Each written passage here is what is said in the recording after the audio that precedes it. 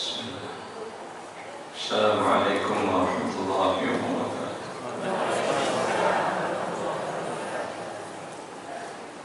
Alhamdulillahi rabbil alamin. Hamdan katsiran tayyiban mubarakan fihi kama yuhibbu rabbuna wa yarda. Asyhadu an la ilaha illallah wahdahu la syarika lah wa asyhadu anna Muhammadan abduhu wa rasuluh. Allahumma salli wa sallim wa barik wa an'im ala nabiyyina Muhammadin wa alihi wa sahbihi ajma'in.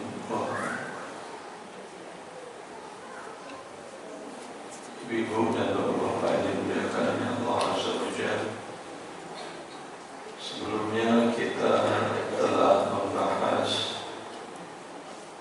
zalim harta haram. Apa saja yang sudah kita bahas Ibu dan pembahasan zalim harta haram sebelumnya?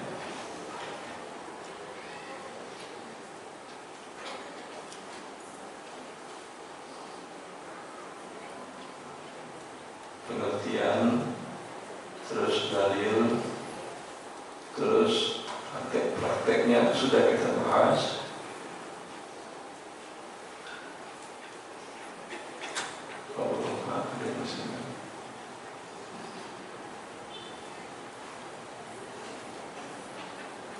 Prakteknya turunan dari yang zalim, asal transaksi tidak diredoi oleh kedua belah pihak, baik terus terang atau ada yang disembunyikan, kemudian ternyata salah satu pihak tidak meredoinya, maka transaksi ini haram karena mengandung kezaliman.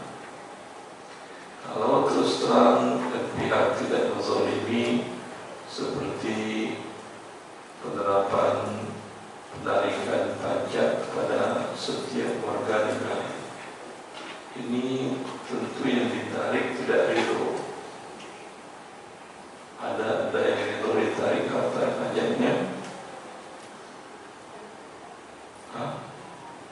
Kalau ketika ada ridho, yang nariknya tidak berdosa. Umumnya orang tidak ridho.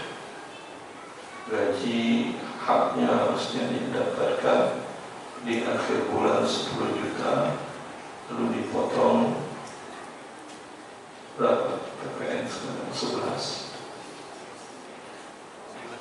11%,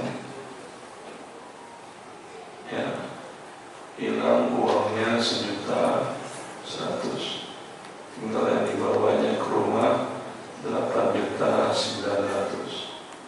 1.100.000 tadi itu dia diambil. Kalau tidak, yang ambilnya zalim, mereka berdosa. Tapi kalau Anda itu, dia tidak berdosa. Tapi kasus yang itu berapa persen? Kalau diberi pilihan, siapa yang mau bayar pajak dari penghasilannya, baik dari gajinya atau dari penjualannya, para pedagang juga begitu, ditarik dari pedagang, bahkan pedagang warung nasi pun ditarik. Kalau diberikan porsi oleh negara yang membayar pajak, alhamdulillah, berarti ikut membantu kemajuan negara. Bagi yang tidak, kami tidak paksakan. Kalau Anda diberi pilihan 7 tangan yang mau bayar, kalau Bapak tidak ada, berarti tidak ada, ya. Tapi kalau dikatakan yang tidak bayar, silahkan ke penjara. Berarti ini pilihan atau paksa, dan Anda memang diam saja, tapi pasti tidak ridho, maka pihak yang menarik berdosa. Karena itulah Nabi Sallallahu Alaihi Wasallam beliau mengatakan dalam hadis diriwayatkan oleh Abu Dawud, la yadkhulul jannata sahibu maksin, penarik pajak tidak akan masuk surga. Ya. Dan Rasulullah menjelaskan dalam hadis riwayat Imam Muslim tentang seorang wanita yang berzina dan dia sudah menikah, kemudian dia mengakui perzinaannya dan minta untuk ditegakkan hukum rajam. Hukum rajam itu artinya ditanam setengah tubuhnya ke dalam tanah agar tidak lari ke pinggir sebelah pinggang, yang sisa tubuhnya ditarik batu digembok di sana, dilempar dengan batu sampai dia meninggal. Lalu wanita ini dirajam dan Khalid lewat, diambil yang besar, dia lempar sekuat-kuatnya kepala perempuan, dan terkena dia percikan darahnya dan dia anggap darahnya najis. Kis, kata dia. Lalu Rasulullah mengatakan, mahlan ya Khalid, laqad tabat taubatan law wusi'at ala al-juma' la wasi'atkum.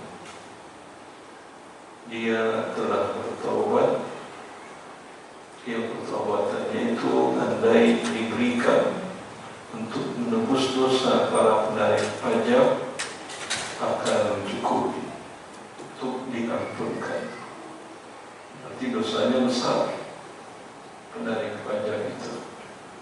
Karena itu di dalam sistem pemerintahan Islam tidak ada pajak yang ditarik mulai dari Rasulullah dan pemerintahan para nabi, dari Nabi Adam alaihissalam sampai Nabi Muhammad SAW, tidak ada menarik pajak. Pajak itu mulai ditarik oleh pemerintahan Fir'aun. Anda tinggal ketik, tanya Google atau AI, raja siapa, penguasa apa yang pertama menarik pajak? Jawabannya Fir'aun. Ya. Kemudian diadopsi oleh raja-raja sampai di negara kita dan di Eropa, di mana-mana. Tapi para nabi, Nabi Sulaiman, Nabi Daud alaihissalam tidak pernah menarik pajak. Dan Nabi Muhammad SAW pun pemerintahannya tidak menarik pajak.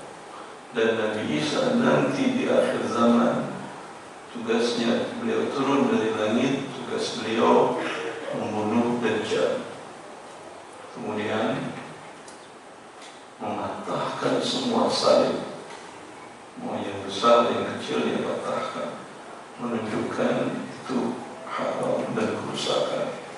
Kemudian membunuh seluruh babi, kemudian memutihkan pajak, membatalkan semua penarikan pajak. Berarti secara prakteknya pajak ini tidak akan berhenti.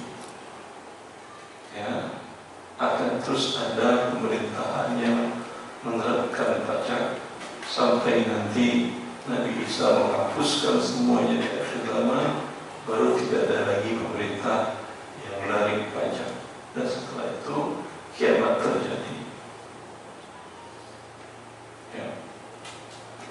Tapi sejarah Islam tidak ada penarikan pajak dari Rasulullah sampai khilafah Abu Bakar, Umar, Utsman dan Ali tidak ada menarik pajak. Bahkan bukan negara yang mengambil dari rakyat. Di masa Abu Bakar semua rakyat dapat biaya hidup dari Baitul Mal. Di masa Umar membedakan antara para sahabat yang lebih dulu Islam, yang lebih dulu masuk Islam pada sebelum menaklukkan Mekah, diberikan biaya hidup yang lebih besar, biaya hidup digaji dan sebagainya. Begitu terus tidak ada penerapan pajak dalam sejarah Islam sampai bagi orang Islam ya, ada orang non-Muslim iya. Non-Muslim yang masuk ke negara Islam mereka bayar cukai berapa persen? 10%. Masyhur dinamakan. Kenapa itu Umar menerapkan? Abu Bakar tidak. Kenapa Umar menerapkan cukai? Dan makan dengan al-mu'amalah bil misl, karena pedagang Muslim masuk berdagang ke negara-negara kafir, ke Romawi, kemudian ke Persia, itu mereka ditarik cukai 10%. Dinilai berapa orang dagang Anda, namanya 1000 dinar, bayar cukai 100 dinar. Ya. Maka Umar membuat kebijakan enak saja, pedagang kami masuk ke negara kalian tarik cukai, di kami tidak tarik cukai, enggak, ditarik dari pedagang non Muslim. Pedagang Muslim tidak akan ditarik cukai, tidak ada pajak PPN, berasal tidak ada. Pajak tanah dan bangunan tidak ada.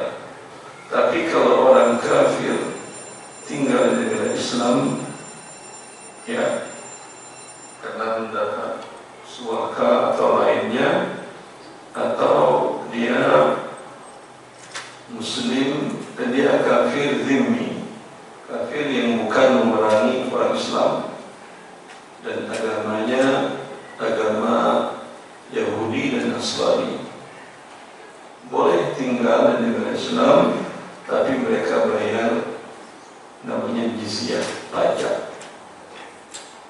Berapa bayarnya? 1 tahun 1 dinar per jiwa. Untuk imbalan ketenangan, dia dapat perlindungan sama seperti Muslim, tidak boleh ditumpahkan darahnya dan seterusnya, tidak boleh diambil hartanya. Tapi dia berbayar, bayarnya pun murah. Ya, bagi non-Muslim yang hidup di negara Islam dan tidak mampu membayar karena miskin, dia tidak perlu bayar. Itu yang ada. Kapan sejarah kaum muslimin baru ada pajak? Di masa ke-7 Hijriah ada di pemerintahan Zahir Bebras. Masa itu banyak para ulama besar yang tadi Imam Nawawi dan melakukan lagu Kaisar Momong sedang menyerang kota-kota Islam, dan kondisi di pusat pemerintahan Islam di Damaskus, di Suriah, di Syam, itu sedang defisit harta Baitul Mal untuk biaya perang. Karena namanya perang pasti mahal biayanya. Defisit, maka beliau Zahir Bebras menerapkan pajak, semua bayar kaum muslimin. Dan dia memaksa para ulama untuk memberikan fatwa boleh. Semua para ulama sudah berfatwa boleh ditarik demi kemaslahatan perang. Imam Nawawi masih berkukuh untuk mengatakan tidak boleh. Dia dipanggil oleh Khalifah dan dia diinterogasi kenapa dia belum memfatwakan boleh. Seluruh ulama besar di masanya sudah memfatwakan boleh.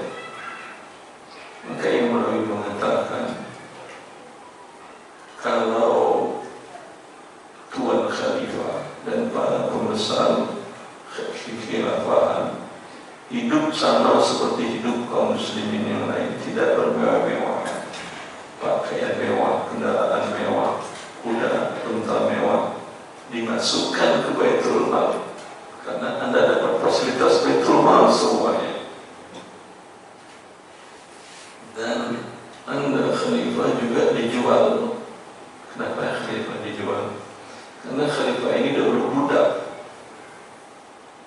kemudian dia masuk tentara, dengan keahliannya dia bisa melakukan kudeta untuk menjadi khalifah. Anda dijual, hasil penjualan Anda dimasukin ke Baitul Mal.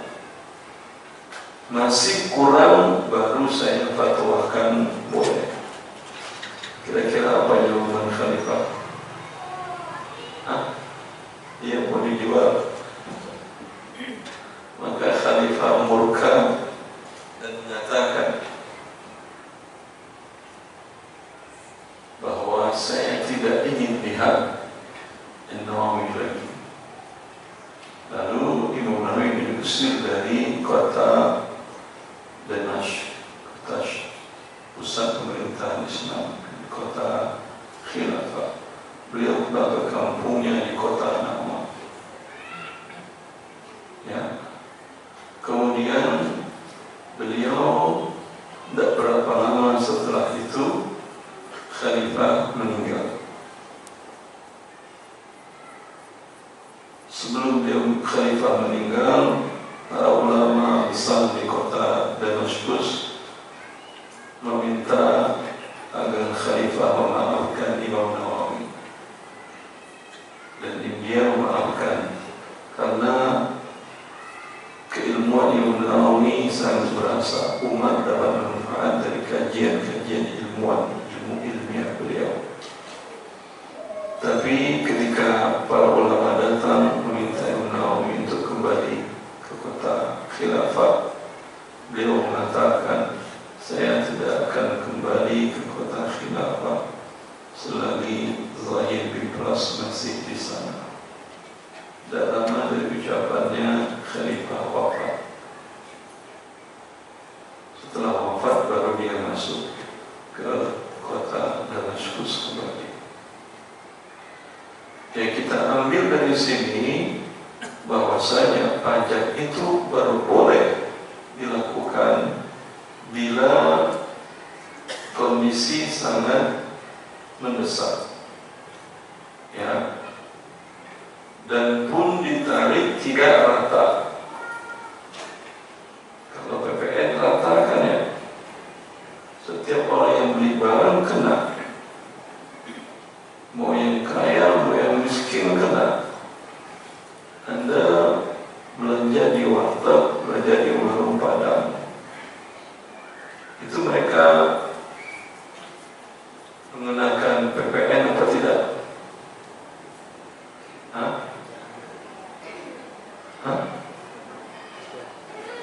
Kalau tidak rugi ya. Iya. Coba baca struknya. Gak tahu kalau saya di warteg, kalau di warung Padang, saya ada belanja di sederhana. Ya, itu struknya ada. Harga sekian, PPN sekian, jumlah sekian. Ya. Ini Anda yang makan di sini mau miskin mau kaya, benar. Di warteg juga begitu. Tapi karena nggak ada struk, nggak. Tapi dia masukkan dalam harganya. Ada kawan kita yang punya restoran mie ayam Bangka, itu dia ditodong oleh pihak untuk menarik pajak, sudah harus membayar 1 miliar.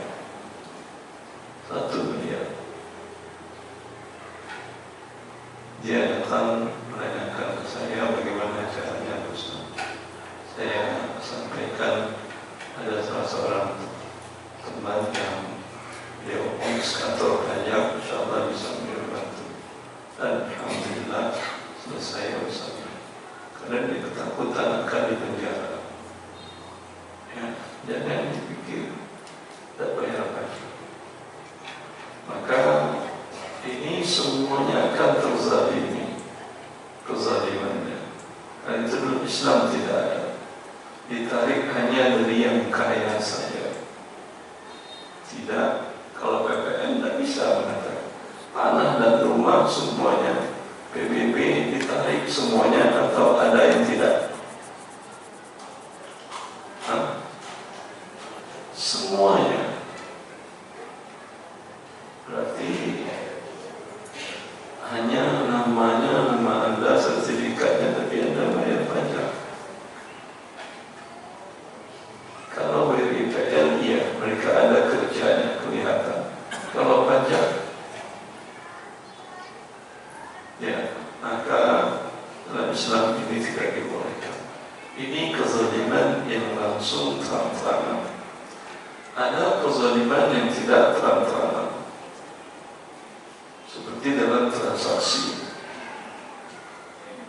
barang, satu barang umpamanya satu porsi Indomie rebus ditambah telur, ya, biasanya di sini berapa harganya? 30.000, 25.000. Ketika Anda keluar kota, badan agak dingin, mampir di warung makan Indomie telur, berapa? Dia bilang 150. Anda katakan, kok mahal ya Pak? Kata dia, memang di sini mahal Pak. Terus Anda bayar? Anda bayar atau tidak? Anda dibayar? Bayar 150. Ya, ini normalnya kalau dia menghitung di jalanan umpamanya memang untuk suplai bahan makanan di situ jauh. Ya, kalau dia umpamanya di lereng gunung, nggak ada di situ orang jualan 5, 10 kilo, 20 kilo, Anda jalan seputar itu nggak ada orang jualan Indomie rebus.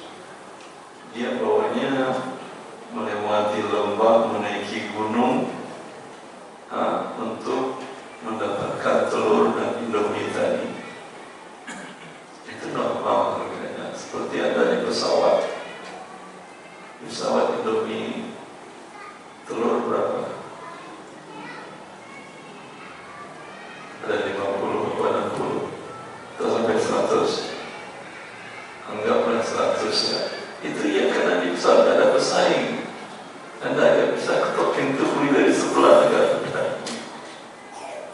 Ya, dia ngambilnya suplainya dari bawah, dibawa ke ketinggian 6.000 kaki dari permukaan laut.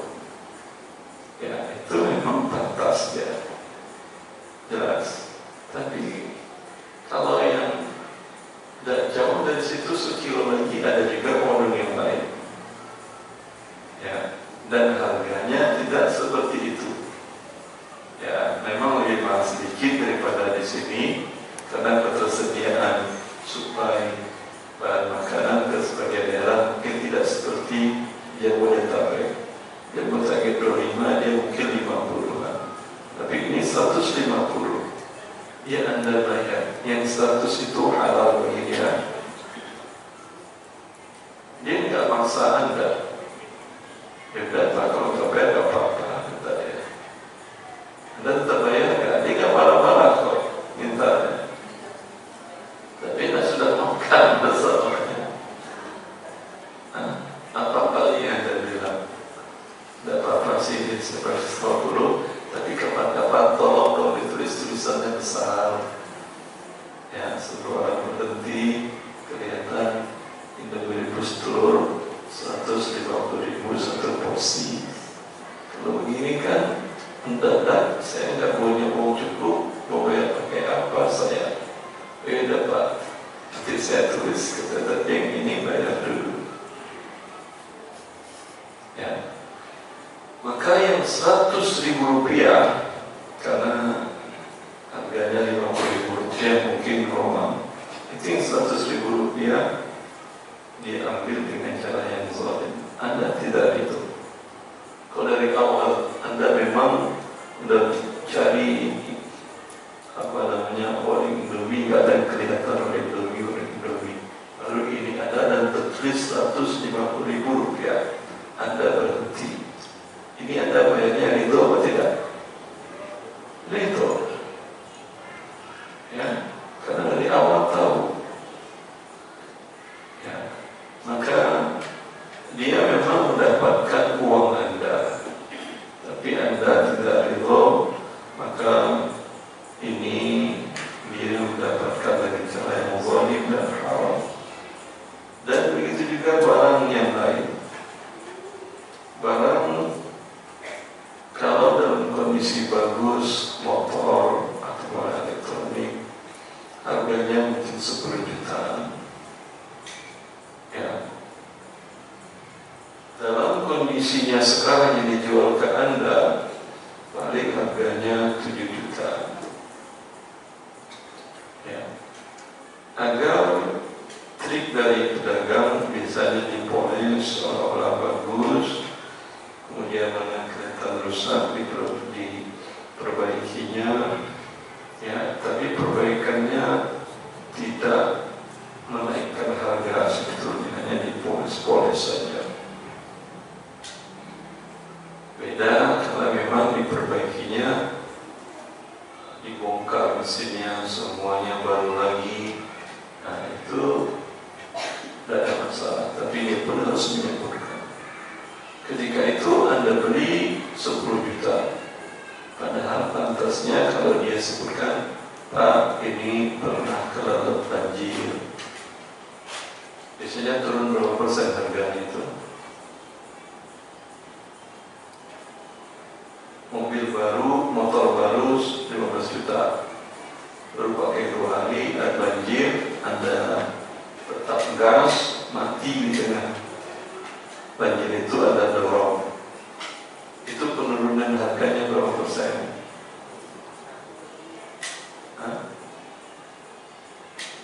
90, 60,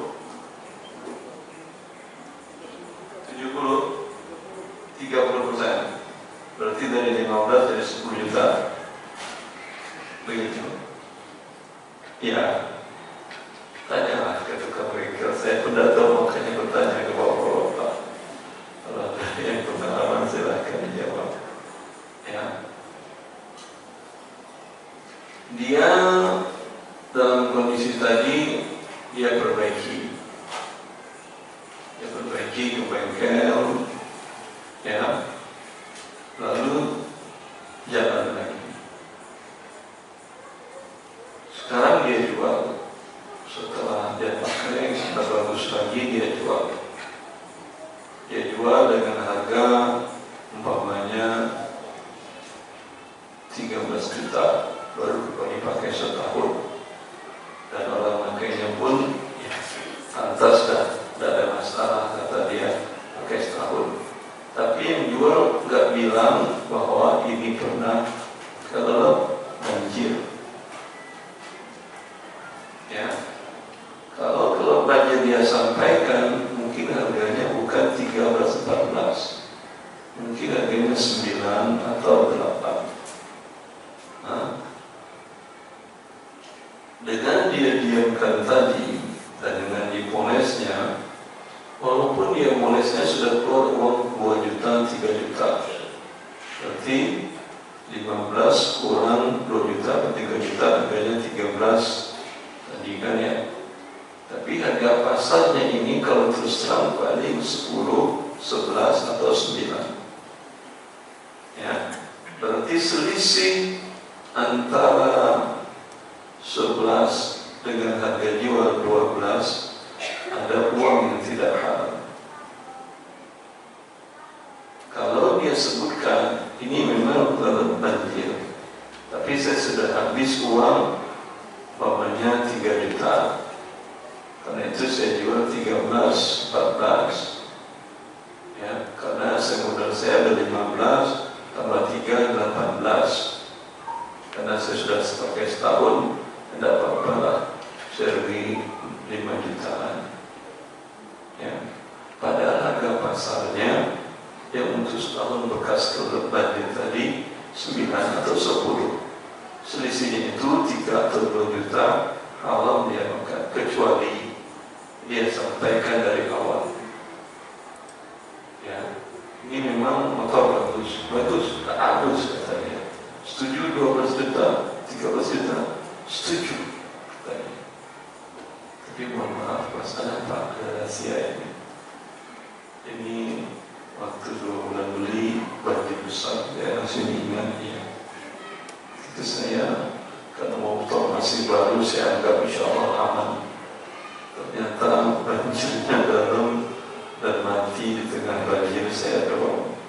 Terus sudah saya perbaiki habis 5 juta. Pak, kenapa tidak dari awal? Kalau bekas banjir itu tidak bisa perbaikannya 5 juta lebih, bahkan harus ganti mesin.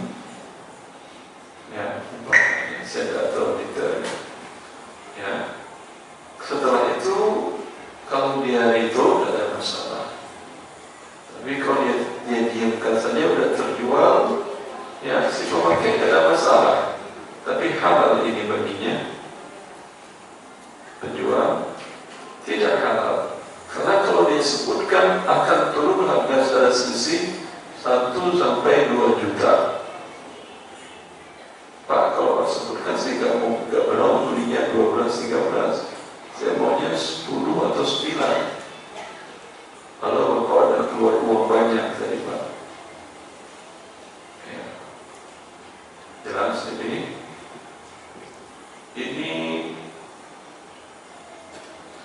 walaupun dia diam, tidak boleh dalam Islam seperti ini.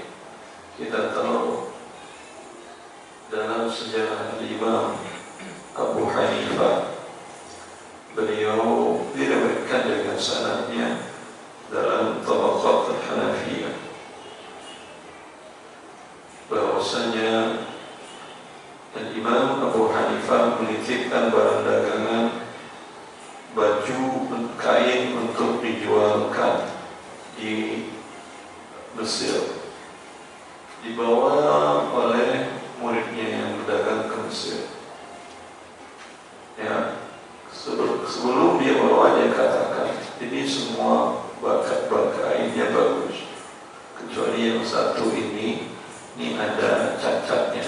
Kalau mau jual, ingat sampaikan kepada calon pembeli, nanti redor dia dengan harga berapa, ambil saja. Ya, boleh ada jual beli cacat, barang yang rusak cacat, tapi disampaikan cacatnya di mana. Tapi seumum saja tidak boleh. Namanya barang akhir, kalau pakai itu apa namanya? Di toko, apa nama tokonya itu? Yang warna merah, tokonya berapa?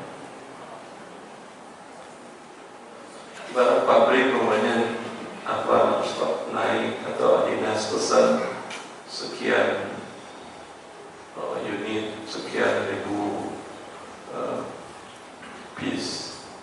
Ya, ada barang yang rusak, ya, buatan dari pabrik, itu dia nggak akan serahkan ke merek besar tadi. Dia jual di pasaran, apa nama barangnya itu? Reject, tapi ada istilah baru, ada toko. Thrifting itu bekas. Ini bukan bekas. Factory outlet. FO. Iya kan ya? Itu biasanya cacatnya disampaikan enggak? Ini tidak boleh. Walaupun orang tahu ini barang cacat, factory outlet, ya, parkiran pabrik, tapi kalau tidak dijelaskan, jadi tidak boleh. Tapi kalau dijelaskan, namanya cacat di bagian sini, kemudian ditandain, ya, ini yang cacat. Katanya di sini lagi ada yang cacat, ya, benangnya ketarik di sini. Kalau di sini umpamanya jahitannya tidak ada yang longgar, ada yang kosong, sampaikan. Ditulis harga 300.000 jaketnya, apa-apanya. Tapi semua cacatnya disampaikan, tidak ada masalah. Tapi Anda sendiri yang mencari, ya Anda tahu ini barang cacat, akhiran pabrik. Anda cari, ketemu satu. Alhamdulillah, apa-apa. Ini barunya 1 jutaan, jadi 600.000 masih untung. Dibeli, sampai di rumah cacatnya muncul lagi 2, 3, 4, 5. Ya, kan Anda jadi sebel jadinya. Kira tak untung atau lebih gimana. Maka selisihnya kalau tahu begini, kata Anda, saya paling beli maunya 400. Sekarang Anda belinya tadi berapa? 700. Selisih 300.000 itu tidak halal bagi dia. Ya, begitu ikhwan fillah. Menaikkan harga yang menzalimi penjual atau menyembunyikan cacat barang, ya, maka ini sebuah perbuatan dosa bila Anda tidak menyampaikan. Kalau produknya adalah makanan dan minuman, Anda tahu cacatnya, membahayakan kepada kesehatan, tidak Anda beritahukan, ini selain uang yang haram, Anda berdosa merusak kesehatan orang. Bahkan pembelinya mungkin tak berapa, tidak terhitung. Anda buat produk makanan, ya Anda tahu bahan bakunya ini tidak bagus, ya, maknanya bahan bakunya diberikan zat kimia untuk agar awet dan segala macam, agar bentuk segar. Anda tahu itu. Tetap Anda olah, kemudian Anda jual. Ini kalau Anda beritahu, digratisin pun pelanggan Anda tidak mau bayar, tidak mau makan. Ya, sekarang Anda mendapat imbalan itu, mungkin 10.000, 20.000, 30.000. Ini semua uangnya haram Anda terima. Selain haram Anda terima, Anda juga dapat dosa menyebabkan kesehatan manusia terganggu. Dan al-jazā'u min jinsil 'amal. Wa jazaa'u sayyi'atin sayyi'atun mithluha. Setiap perbuatan kita akan dibalas sesuai dengan yang kita lakukan. Bila kita merusak kesehatan orang, 10 orang yang kita rusak, maka kita sakitnya 10 kali, seperti sakitnya mereka. Begitu juga kalau Bapak Ibu ikut dalam proyek makan bergizi gratis, ya, kalau rasanya tidak layak, ya, dimasaknya malam, pagi ketika di packing, menurut Anda ini tidak layak karena satu dan lain hal. Harusnya haram bagi Anda tetap Anda packing dan Anda diberikan. Ini membunuh orang. Anak kecil dengan imun tubuh rendah apalagi, kena racun masuk di rumah sakit. Itu yang sakit bukan si anak saja, orang tuanya, gurunya, ketar-ketir melihat anaknya keracunan. Sebagaimana Anda meracuni anak-anak kaum muslimin, anak Anda pun dan diri Anda pun akan dapat balasan. Allah tidak pernah lupa dan membiarkan, tetapi Allah menunggu waktunya, tidak di dunia, di akhirat akan dibalas. Maka bila Anda datang proyek ini, lakukan dengan hati, bisnis boleh, tapi ini makanan layak dan untuk Anda dan anak Anda. Kalau layak, diberikan. Kalau tidak layak, biarlah rugi 1-2 kali atau 10 kali transaksi, tetapi Anda selamat dari murka Allah. Mungkin Anda di dunia tidak ada yang menuntut dan seterusnya, tapi Allah tidak akan membiarkan. Dan repotnya lagi Anda tidak tahu minta maaf ke siapa. Disebar makanan 1000 pak itu ke 1000 anak. Bagaimana Anda minta maafnya di dunia dan di akhirat? Di akhirat 1000 anak itu nanti akan Anda cari. Itu kalau 1000 pak sehari kali 5 kali 5.000 dan teruslah. Akan Anda bawa pahala Anda bayar ke mereka nanti di akhirat atas kezaliman yang telah dilakukan. Maka sebelum diberikan, pastikan ini Anda makan, Anda ikhlas dan itu dimakan oleh orang-orang yang Anda cintai, baru diberikan. Proyeknya bagus, tapi prakteknya masing-masing kita yang dapat proyek ini tidaklah takut kepada Allah. Tidak ada gunanya kita mendapatkan keuntungan tetapi menzalimi banyak orang, karena uang itu adalah menjadi uang yang haram, dan uang haram lahmun nabata min suhtin fadnaru awla biha. Uang haram akan dibakar oleh neraka, kata Nabi sallallahu alaihi wasallam kepada Ka'ab bin Ujrah.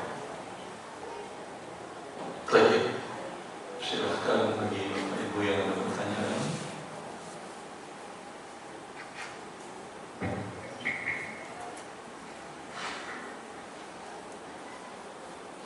Bismillah, maafkan Ustaz, ada pertanyaan langsung Ustaz? Silakan.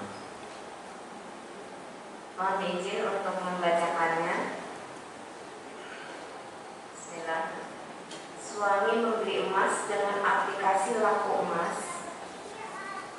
Membeli emas tapi fisik emas tidak diambil, tetap disimpan di laku emas.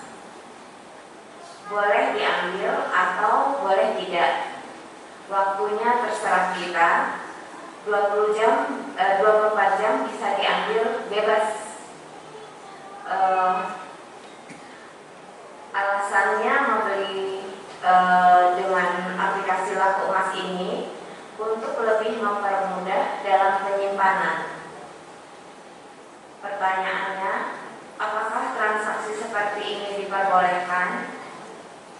Sekian Ustaz. Kalau kita datang ke laku emas tadi, bisa diambil langsung, dibayar langsung, bisa? Bisa Ustaz. Hah? Bisa. Kalau bisa, datang ke dia atau dia datang ke rumah Anda, kemudian dia dan biyadin transferkan di waktu yang sama, terima emasnya sebelum dia pergi. Setelah emasnya Anda terima 5 kilo, Anda katakan kepada dia, saya titip. Ada biaya titip di laku emas itu? Dan tidak ada biaya titip, tapi transaksi umumnya memang tidak menerima emas. Karena kalau kita butuh uang misalkan 20 juta, kita juga akan diperhitungkan sesuai emas dengan nilai 20 juta Ustaz. Ya, ini kan uang dengan uang bertambah, riba namanya. Tapi kalau Anda beli emas, harga emas naik, Anda jual emasnya Anda, itu baru halal. Jelas? Baik Ustaz. Ya, itu makanya saya katakan tadi, kalau memang dia ada emasnya, Anda ambil fisiknya dulu, setelah Anda ambil, Anda titip. Kalau mau bayar berapa, ya nanti kapan Anda butuh uang tunai,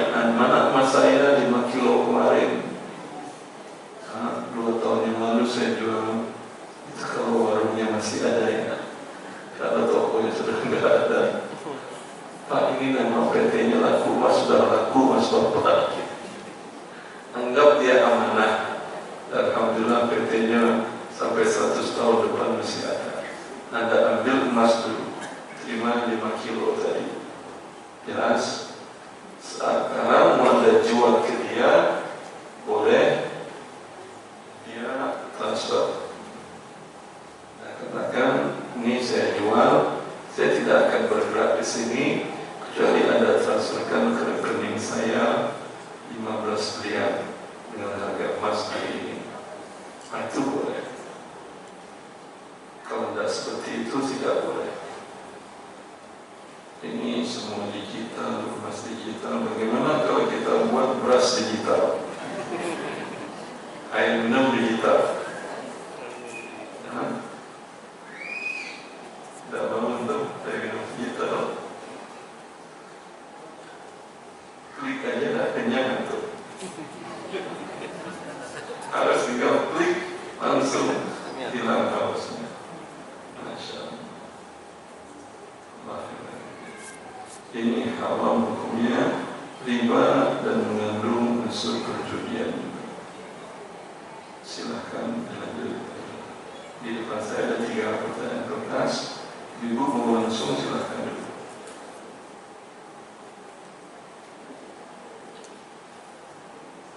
Pergantian. Pertanyaan kertas saja dijelaskan. Ya. Apakah hukumnya halal gaji yang diterima dari kita kerja dengan orang non-muslim yang di situ ada anjing, pemilik perusahaan di situ ikut anjing pemilik perusahaan, masa anjing pemilik perusahaan? Anjing pemilik perusahaan di situ ikut berkeliaran di kantor tersebut. Tapi nggak gigit Anda ya? Ya. Tinggal Anda katakan kepada yang punya usaha, ya, ini kan hak asasi manusia. Saya secara naluri dan secara agama saya tidak boleh dengan anjing. Ya, kalau ada anjing berkeliaran di kantor, saya harusnya WFH ya boleh. Minta seperti itu. Itu bagian dari hak asasi manusia. Kemudian kalau Anda tetap seperti itu, minta Anda di bagian di ruangan yang tidak bisa anjing masuk. Ya, Anda katakan bagi saya anjing itu sama aja dengan kelapang. Saya nggak bisa ada kelapang di dalam kiri kanan. Bisa saya kerja, teriak-teriak saya nanti gimana? Ya.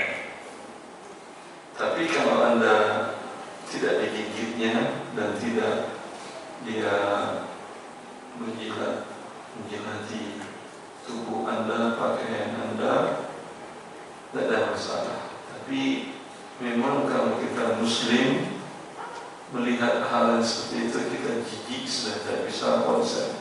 Itu naluri yang benar. Fitrah orang yang benar seperti itu. Walau anjingnya katanya harganya miliaran, terserah kau lah miliaran, tapi jijik saya mau apa. Ada yang langsung di-cut aja sampai ya, saya baca dari kertas.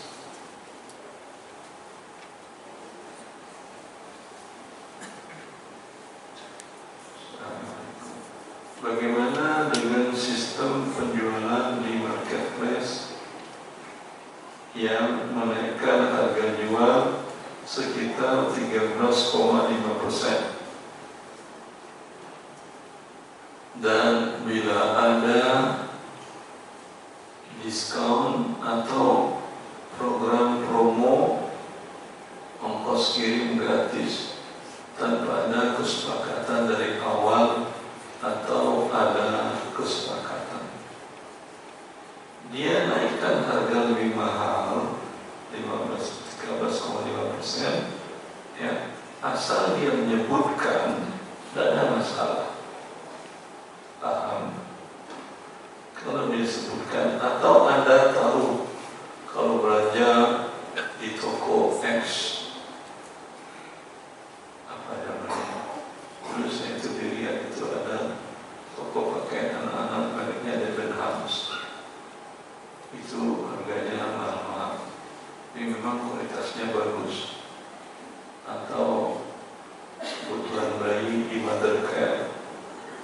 Dilihat itu kalau memang suatu hal karena bayi tentu apa namanya safety-nya sangat diutamakan dan mereka membuatnya seperti itu. Anda pakainya tidak gatal di kulit dan seterusnya. Itu memang orang tahu harganya mahal. Itu tidak ada masalah. Tapi toko Anda normal biasa. Ya, tidak ada Debenhams, mereknya tidak Mothercare, sayang ibu, sayang anak. Ya. Kemudian lebih mahal dinaikkan dari harga yang lain. Ini harus disampaikan. Karena kalau tidak, pembeli merasa kemahalan. Bang, ini bayi ini ya berapa belinya? 200. Saya kemarin beli di pasar pagi enggak ada 200. 125 masih bisa saya tawar. Akhirnya dapat 105. Ya, ini tentu tidak boleh mengambil keuntungan tanpa menyebutkannya. Sehingga sebagian para ulama dan ini mazhab Malikiyah dari harga pasar dinaikin harganya lebih 30%, ini hukumnya haram. Ya. Adapun diskon memberi murah harga, ini juga ada perbedaan pendapat para ulama Islam. Sebagian mengatakan tidak boleh. Dan ini fatwanya Syekh Salahatul Syekh Saleh bin Fauzan Al-Fauzan yang bisa kita dengar di radio beberapa waktu yang lalu. Tidak ada pedagang memberikan diskon, pedagang lain tidak. Karena menurut Syekh ini membuat para pedagang lain terzalimi, barangnya tidak laku. Tapi mayoritas para ulama dari masa dahulu mereka mengatakan boleh. Jangankan cuma dikurangi 20%. Kalau dikasih gratis boleh enggak? 100% boleh, apalagi cuma diskon 10% gratis ongkir. Kenapa enggak boleh? Jelas. Kecuali kalau diskon tadi tujuannya mematikan pedagang lain. Bagaimana bisa dinyatakan mematikan pedagang lain? Dia pedagang besar, punya dana modal kuat. Seperti yang terjadi di awal tahun 2010 ada munculnya transportasi online. Bukan masalah online yang dikejar orang, harganya murah kan ya. Daripada naik taksi konvensional, naik itu lebih murah daripada naik angkot, iya atau tidak? Sehingga angkot pun mati di hampir seluruh Indonesia. Ya. Ini tujuannya mematikan usaha orang ini haram.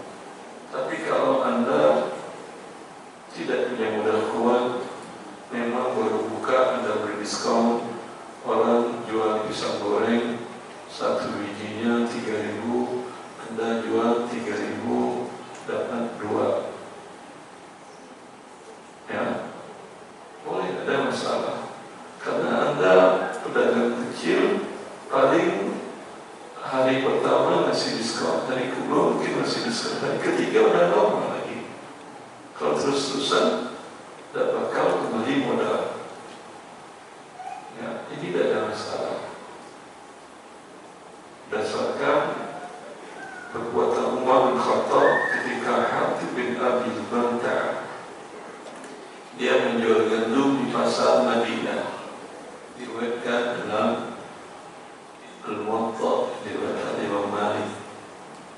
dia jual dengan harga yang murah dari harga yang lainnya.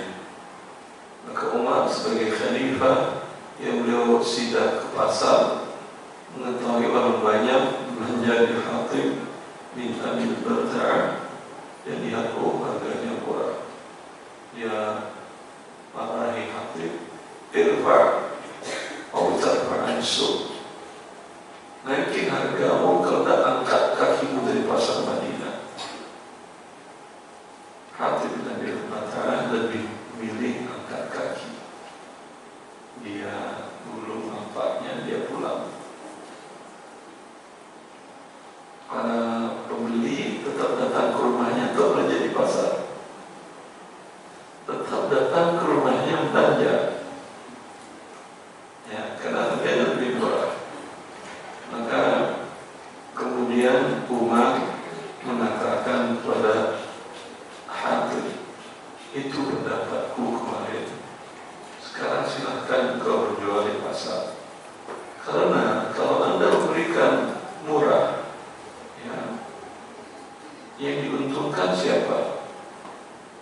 Para pembeli. Mana lebih banyak pembeli dari pedagang yang mendapat mudarat. Di satu pasar tradisional umpamanya, Anda menjual sembako lebih murah 20%. Berapa ada pedagang sembako di pasar tradisional? Ada 20, anggap sampai 20. Berarti 19 akan berkurang penjualannya. Iya atau tidak? Pelanggan berapa orang? Konsumen. Satu hari berapa orang? Ada 1000. Ini kalau orang tahu tanpa iklan Anda pun orang, yang beli itu toko lebih murah baru buka, mungkin sehari bisa 2000.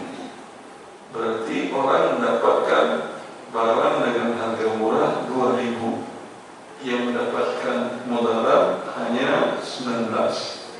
Dalam Islam, menimbang dua hal ini, mudarat ada, manfaat tapi lebih besar. Mana yang lebih didahulukan? Manfaat.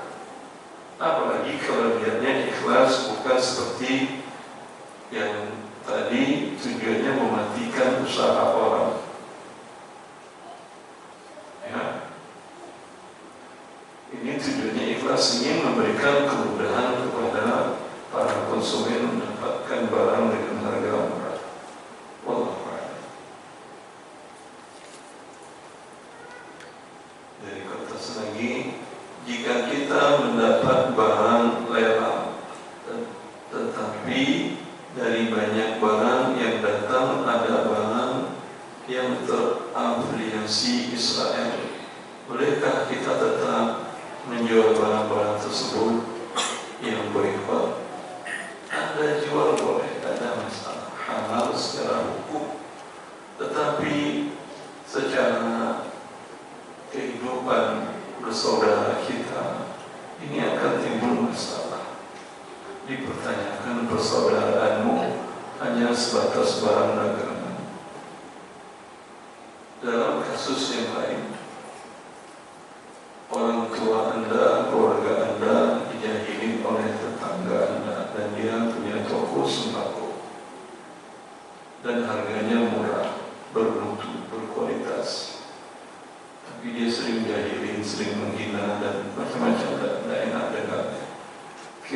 Dan 5-10 meter dari situ ada toko yang lain, orang yang baik, nggak pernah mengganggu keluarga Anda, harganya normal pun tidak mahal. Ya. Kalau yang jahilin ini harganya diskon 20%, kira-kira Anda belanja yang mana? Hah?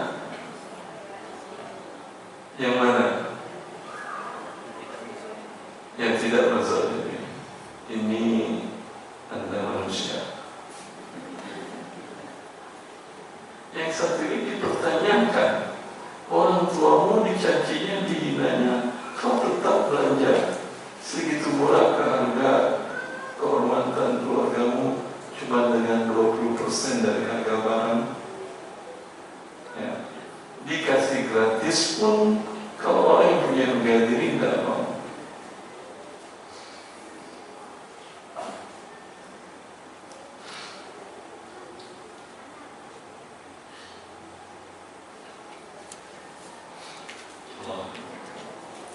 Kalau kita butuh uang, sedang kita adanya emas, apakah boleh emas kita dititipkan di Pegadaian? Emas Anda titipkan di Pegadaian, terkena biaya, ada bunga, ya. Kalau setahun lamanya belum tertebus, yang jelas uang pertama diterima. Kalau emas Anda sekilo, itu Anda dikasih uang berapa? 80%?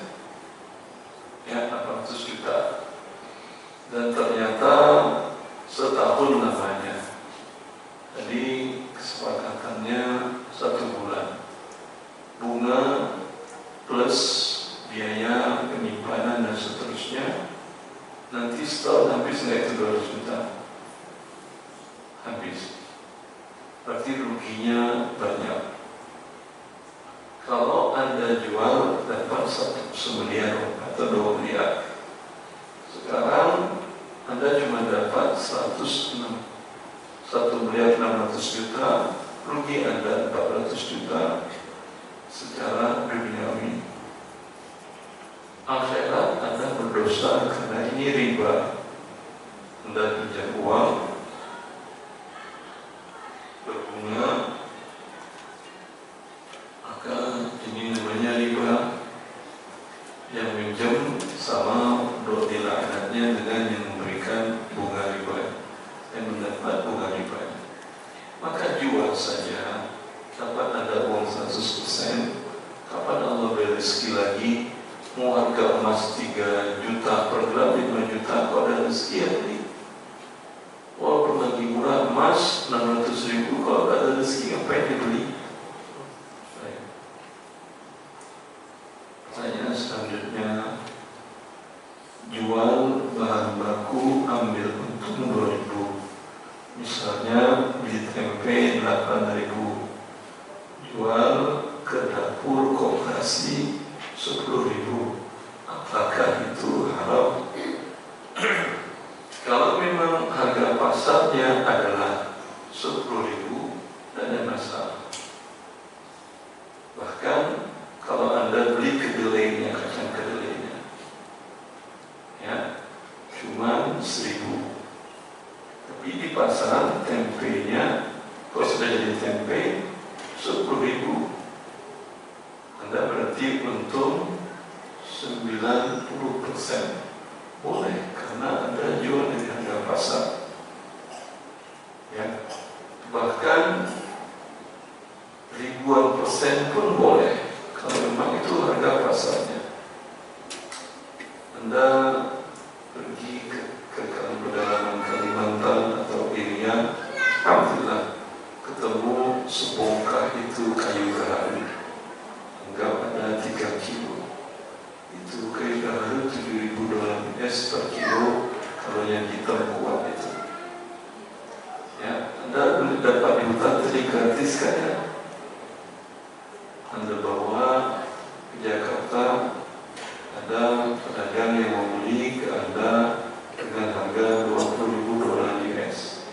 Berapa kali untungnya itu? Banyak kali.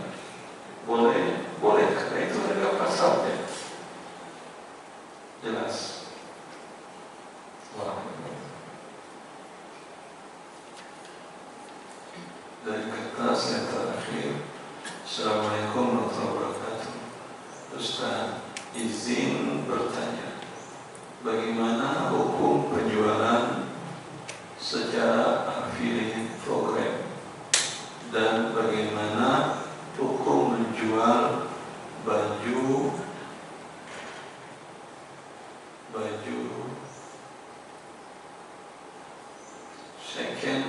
second ini, bal maksudnya apa? masih boleh thrifting, kan sudah dilarang, tapi belum keciduk Ustaz. Yang pertama, affiliate, selagi tidak ada tampilkan di web Anda itu yang haram, tidak ada musik, tidak ada awal yang terbuka, dan memang barangnya menurut Anda bagus, ya, jelek bagus, dan dipakai banyak testimoni orang bagus, Anda ingin menjualnya, silahkan, tidak ada masalah. Ada pun yang kedua, bila pemerintah sudah melarang, tentu tidak boleh kita lakukan. Tapi halalnya halal kalau Anda jual. Tetapi bagian dari mengikuti perintah waliul amr, kita justru taat kepada pemimpin, maka tidak boleh Anda jual. Apalagi kalau belinya dalam berbank itu tidak jelas barangnya bagus atau tidak, ya, warnanya pun tidak bisa terlihat dari luar, bahkan bahan dasarnya pun katun atau apalagi katun atau lain-lainnya Anda pun tidak tahu, maka ini mengandung unsur gharar. Nabi SAW naha an bai'il gharar. Rasulullah SAW telah melarang dari jual beli yang tidak jelas. Kan ada pepatah orang bagaikan beli kucing dalam, kalau ini second dalam karung, baju second dalam karung, ini sama, tidak jelas. Allah Akbar. Masih ada? Silakan Bapak. Assalamualaikum. Mohon maaf terkait kasus yang ramai di Jawa Barat tentang produsen pedagang yang tidak jelas menyampaikan asal barang. Bagaimana hukumnya, dan kalau memang itu salah, bagaimana kita mengklaimnya? Ya Pak, tidak jelas asal barangnya dia jual, maksudnya apa? Artinya dia tidak menyebutkan asalnya barang, sumbernya barang. Ini barangnya apa maksudnya? Air minum. Air minum. Ya. Tapi dia ada merek tertentu yang terkenal. Dia mengklaim dari sumber asalnya adalah A, padahal sebenarnya Asalnya dia bilang dari air pegunungan. betul. Padahal dari air tanah di gunung. Di gunung. Kan ketidakjelasan menjadi polemik Pak. Ya, secara syar'i maksud air pegunungan itu mata air kan ya? Ya memang sudah ada secara alami, bukan dengan cara dibuat, begitu kan ya? Mestinya. Ya, konotasinya maksud saya. Coba lihat di KBBI dah. KBBI apa? Definisi dari air pegunungan. Biasanya dari sumber mata air gunung keluar air murni dari perut gunung. Itu saya pernah di suatu daerah, kalau yang di sini saya belum pernah. Suatu daerah di Sumatera Barat, diajak teman ke tempat di sini ada dari perut gunung. Jadi ada sungai, kemudian ada sungai satu lagi tapi dari perut gunung, kemudian dia bertemu. Ya, ini sungai, kemudian nanti dia pasti bertemu. Yang satu sungai biasa, yang satu sungai ini kelihatan dari perut gunung. Kalau masuk ke dalamnya nyelam mungkin bisa ditelusuri kalau penyelam profesional. Itu yang dari perut gunung itu kayaknya dingin, sejuk, adem. Kalau pindah kita berenang kembali, hangat, kayaknya kurang nyaman. Kalau menurut saya, tapi carilah definisinya. Yang ini air pegunungan yang dari perut gunung ini, sehingga memiliki keistimewaan khusus. Bukan yang dari sungai yang mengalir, itu sudah terkontaminasi. Banyak partikel yang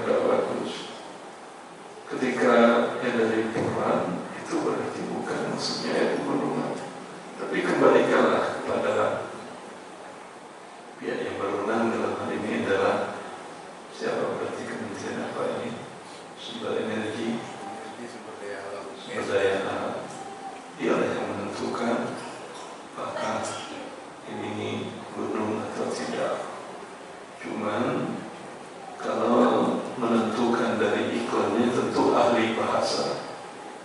Tanyakan ke ahli bahasa, ini bahasanya penipuan atau tidak. Kalau dia mengatakan penipuan, ya ini penipuan. Maka kalau Anda jualan, ya rendang Padang, padahal ada orang Sunda. Ya, dan Padangnya dari mana Pak? Rendangnya aja yang Padang yang punya orang Sunda. Ya harus ada tulis di bawahnya rendang Padang by Sunda. Ya, seperti itu agar orang tidak tertipu. Ya. Di beberapa daerah juga ada yang seperti tadi itu, rumah makan Padang, masakan Padang, ternyata yang punyanya bukan orang Padang. Sempatkan mereka bukakan ya, ini penipuan ke orang banyak, tidak boleh. Apa ada susahnya rendang Padang? Biasanya kalau buatan Sunda baik kan ya, kalau namanya apa ya, dibuat barangnya import tapi dibuat di Cina, apa namanya itu?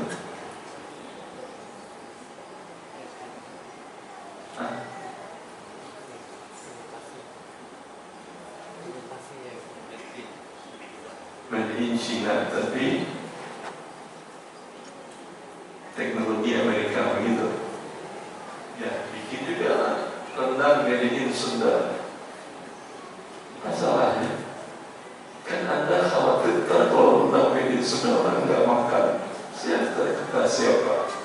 Kalau misalnya Anda taste-nya lebih enak daripada yang asli Padang, mungkin lebih laku. Iya atau tidak? Ya orang nggak mau beli Padang, orang beli rasanya, higienisnya, dan bumbunya dapat. Itu yang mau dibeli orang. Mau namanya Padang, mau Sunda, nggak ada gunanya. Ya. Umumnya kita dalam hal ini menipu orang dengan kata-kata tadi. Dalam Islam ini tidak boleh. Ini bagian dari tidak halal. Tapi bila berkaitan dengan orang banyak, di sini fungsi negara mengatur dan mengelolanya agar rakyat tidak tertipu dalam hal ini. Silakan saya. Assalamualaikum. Saya kebetulan pelaku berbeli mobil second. Penjual atau pembeli? Penjual mobil second, soal mobil second. Terus saya mengatakan, kalau tadi kan kalau di mobil second itu kan kalau mobil bekas nabrak sama banjir itu kan udah jadi air. Ya, mobil bekas terberat dan bekas banjir jadi cacat. Terus? Artinya kayak saya pribadi kan saya nggak akan beli mobil itu. Ya. Tapi selama ini kan saya belinya berarti kan bukan mobil yang bekas nabrak atau bekas banjir. Tapi saya kadang beli mobil yang misalkan udah barannya itu udah banyak, terus misalkan bannya udah kotak, ya pokoknya perlu untuk dirapikan atau diremajakan lagi. Nah artinya nanti ketika mobil itu udah rapi, udah di salon, udah bener-bener rapi kayak mobil baru kayak gitu, namanya mobil second kan pasti masih ada kekurangannya, dan perapian itu sebenarnya tanpa kita menjelaskan ke konsumen itu dibolehkan atau enggak? Harus disampaikan. Tetap harus disampaikan. Ya, karena umpamanya mobil keluaran 2020, ya, itu kalau dirapiin di salon kayak mobil 2025. Ya, kan tertipu si pembeli. Maka sampaikan ini 2021, ya namanya mobil ada baret segala macam, tapi sudah kami rapiin. Ya, harganya sekian.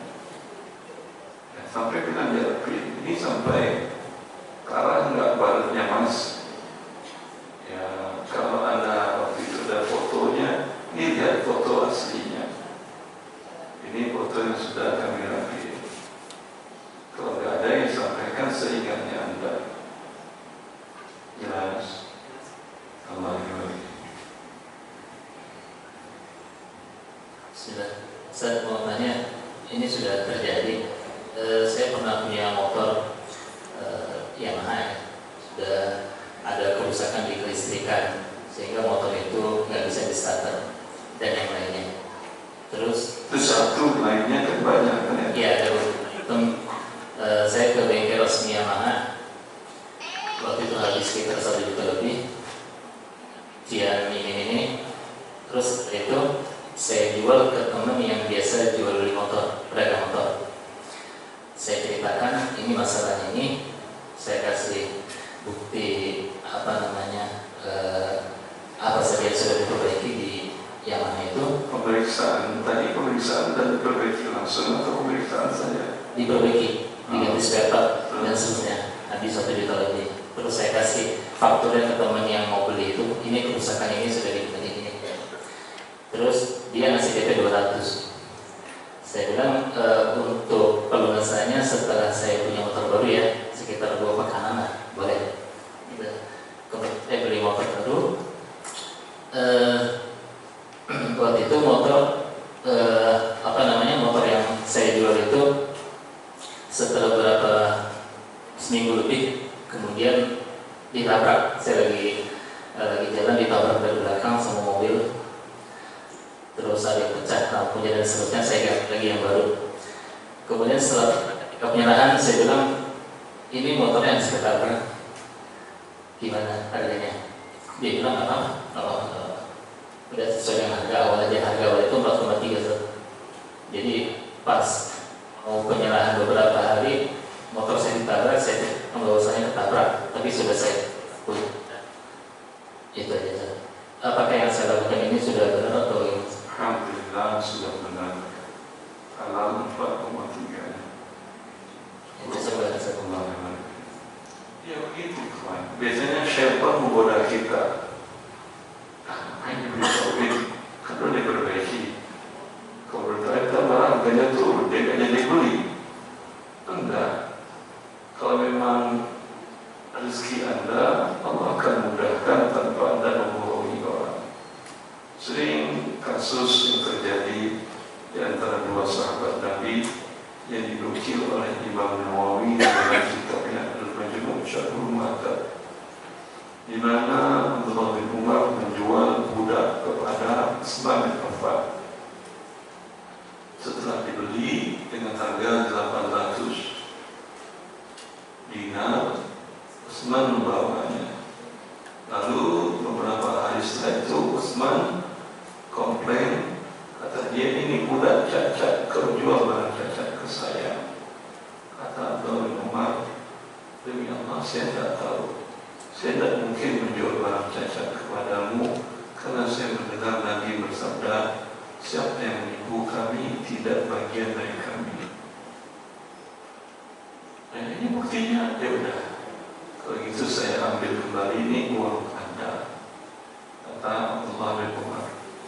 Besoknya Abdullah bin Umar jual di pasar yang disebutkan cacatnya yang tadi yang disampaikan ke Utsman, terjual 2 kali lipatnya, terjual 1.500. Maka orang yang bertakwa kepada Allah tidak akan pernah dirugikan ya, tapi iman kita selalu diuji dan digerogoti oleh syaitan, dibisikin, kamu rugi, kamu rugi. Ya, kalau Anda jual makanan qadarullah, hasilnya tidak sesuai, tinggal Anda sampaikan, qadarullah pagi ini begini, masakan saya kurang ini atau kehalusan dikit, saya jual tapi harganya saya potong 20%. Rugi Anda sedikit, tapi Anda dapatkan kepercayaan pelanggan. Selamanya pelanggan tidak akan belajar ke tempat lain.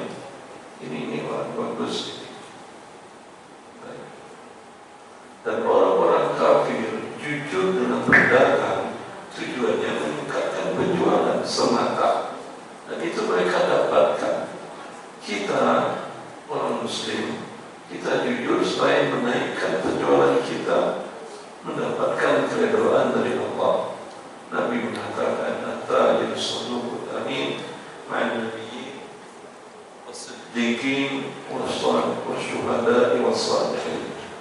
Dagang yang jujur dan amanah, mereka derajatnya sama dengan derajat para nabi, sama dengan derajat orang-orang saleh, orang-orang yang mati syahid. Karena mereka membawa kehidupan kepada umat manusia dengan barang dagangannya yang bagus tadi, dan dia jujur. Semoga bermanfaat. Wallahu a'lam. Wassallallahu ala nabiyyina Muhammad wa alihi wa sahbihi wasallam. Ustaz, pertanyaan terakhir Ustaz, boleh? Jadi kurang lebih 10 tahun yang lalu, anak rencananya mau jual rumah, kemudian ada calon pembeli, sudah cocok, terus memberikan DP 5 juta, kemudian mereka mengajukan KPR. Ternyata KPR-nya itu hanya disetujui 80% atau 70%, dan mereka tidak siap untuk membayar sisanya. Akhirnya gagal Ustaz. Kemudian pembeli minta kembali DP-nya gitu.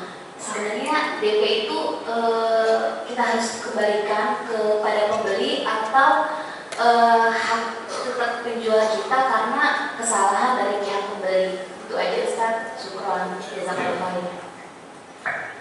DP dalam mantap diukur para ulama, baik masa dulu maupun sekarang, boleh hilang. Pernah Nafi' bin Al-Haris, dia gubernurnya Umar bin Khattab, Khalifah Umar di Mekah. Umar memerintahkan membeli rumah Sofwan bin Umayyah untuk dijadikan sebagai rumah tahanan bagi